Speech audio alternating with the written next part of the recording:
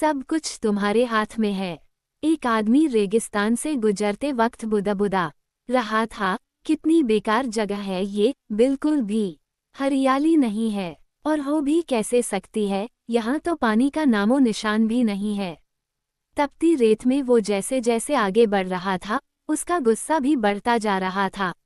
अंत में वो आसमान की तरफ देख झल्लाते हुए बोला, क्या भगवान, आप यहाँ पानी क्यों नहीं देते? अगर यहाँ पानी होता तो कोई भी यहाँ पेड़ पौधे उगा सकता था, और तब ये जगह भी कितनी खूबसूरत बन जाती।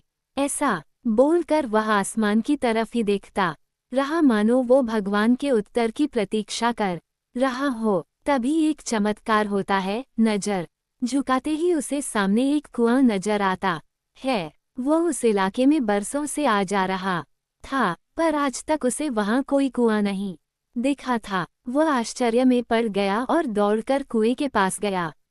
कुआं लबालब पानी से भरा था। उसने एक बार फिर आसमान की तरफ देखा और पानी के लिए धन्यवाद करने की बजाय बोला, पानी तो ठीक है, लेकिन इसे निकालने के लिए कोई उपाय भी तो होना चाहिए। उसका ऐसा कहना था कि उसे कुएं के बगल में पड़ी रस्सी और बाल्टी दिख गई। एक बार फिर उसे अपनी आंखों पर यकीन नहीं हुआ।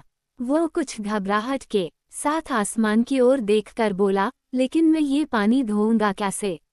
तभी उसे महसूस होता है कि कोई उसे पीछे से छू रहा है। पलटकर देखा तो एक ऊंट उसके पीछे खड़ा था। अब वह आदमी अब एकदम घबरा जाता है। उसे लगता है कि कहीं वो रेगिस्तान में हरियाली लाने के काम में न फंस जाए, और इस बार वो आसमान की तरफ देखे बिना तेज कदमों से आगे बढ़ने लगता है। अभी उसने 2-4 कदम ही बढ़ाया था कि उड़ता हुआ पेपर का एक टुकड़ा उससे आकर चिपक जाता है।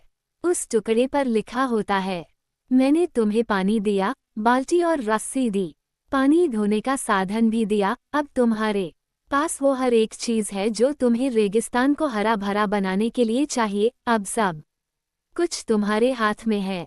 आदमी एक क्षण के लिए ठहरा, पर अगले ही पल वह आगे बढ़ गया और रेगिस्तान कभी भी हरा भरा नहीं बन पाया।